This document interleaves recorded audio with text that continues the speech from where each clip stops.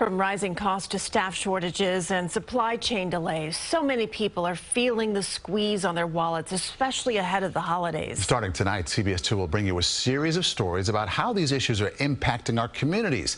CBS 2's Aundrea Cline-Thomas takes a closer look at how supply chain issues are hurting our charities at the worst possible time. The line for New York Common Pantry circled around the block in both directions, just shy of overlapping. Regular pantry offerings on one side, the Thanksgiving distribution on the other. Hundreds of families relying on groceries to help make ends meet. We see many of the food items that we usually purchase in short supply.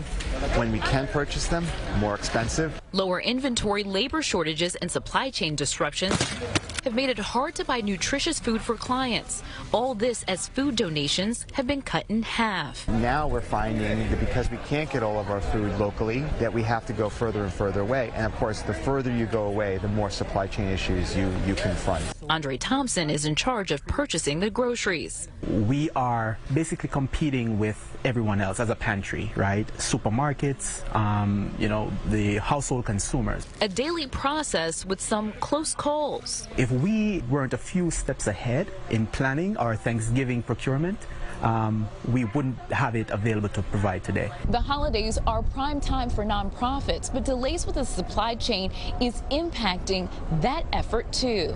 Simple things like not enough glue or paper. You say, what's the big deal about that? Well, our major fundraising is through the mail. Millions of dollars could be put on hold.